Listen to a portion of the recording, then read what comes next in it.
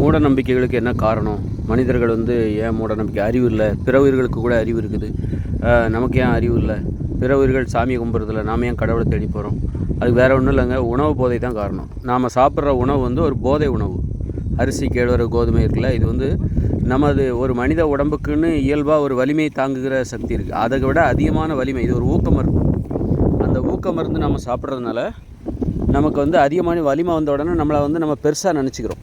நம்மளை பற்றின நமக்கு இருக்கிற நம்பிக்கை இருக்குல்ல, அது நம்ம ஏதோ பெரிய பராக்கிரமசாலிகள் விண்வெளிக்கு போகிற அளவுக்கு நமக்கு ஒரு நம்பிக்கை வந்துடுது இந்த உணவு சாப்பிட்டனால. இந்த நம்பிக்கை மனிதர்களின் நம்பிக்கை இல்லை, இந்த உணவால் வந்தது. அது அந்த உணவு சாப்பிட்டனா, அந்த அரிசி, கேழ்வரகு, கோதுமை இந்த மாதிரி தானியங்களை சாப்பிட்டதுனால அளவுக்கு அதிகமாக நம்ம உடம்புல வலிமை வந்துடுச்சு. அதனால் ஏற்பட்ட அதை இவங்க உண்மைன்னு நம்பிக்கிறாங்க. இதெல்லாம் மனிதர்களுடைய வலிமைன்னு நினச்சிக்கிட்டு அதை அடிப்படையாக கொண்டு ஒரு வாழ்க்கையை கட்டமைக்கிறாங்க.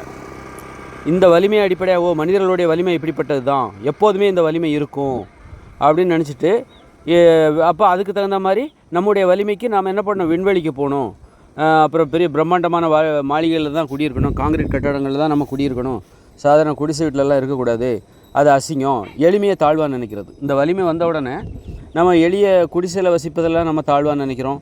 இந்த மாதிரி கட்டடத்தில் வசித்தா தான் கௌரவம், நடந்து போனால் அசிங்கம், அது வாகனத்தில் போனால் தான் பெருமை, விண்வெளிக்கு போகணும். நம்ம லட்சியம் ஒரு காதல், குடும்பம், உறவு, அன்பு, பாசம், இதுக்காகலாம் வாழக்கூடாது. நம்ம லட்சியம் வேறு கிரகங்களுக்கு போகணும்.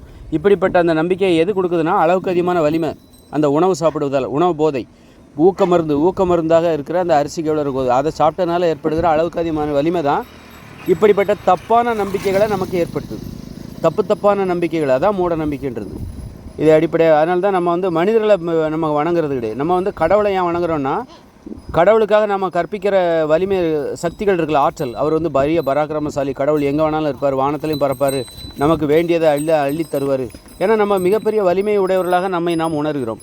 அப்படி இருக்கும்போது நமக்கு கடவுளாக இருக்கிறவங்க மனுஷங்களாக இருக்க முடியாது.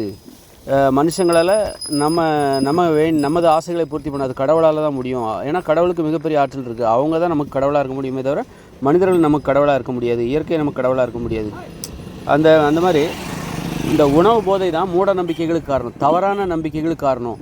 இந்த அளவுக்கு அதிகமான வலிமை தருகிற இந்த உணவு போதை இருக்குல்ல, ஊக்க மருந்தாக செயல்படுகிற இந்த உணவு போதை இருக்குல்ல, இது நமது நாடி நரம்புகளால் தாங்கிக்க முடியும். இது கோபத்தை பெருசாக்குது, ஆசைகளை பெருசாக்குது, நமது உணர்ச்சிகளை எல்லாத்தையும் பெருசாக்குது. காமத்தை பெருசாக்கி பாலியல் வன்முறை, விபச்சாரம், ஒருத்தருக்கு உண்மையாக இருக்கிறதா, எனக்கு பயங்கர வலிமை இருக்குது, நான் எப்படி ஒருத்தருக்கு உண்மையாக இருப்பேன், நான் சாதாரண ஆளே கிடையாது அப்படின்னு சொல்லிட்டு அந்த மாதிரி ஆசைகள்லாம் பேராசைகளாக மாறுது. இந்த உணவை சாப்பிட்ட உடனே அளவுக்கு அதிகமான வலிமை வந்த உடனே அதை நம்ம நாடி நரம்புகளால் தாங்கிக்க முடியல. அதோட பக்க விளைவு தான் நோய்கள்.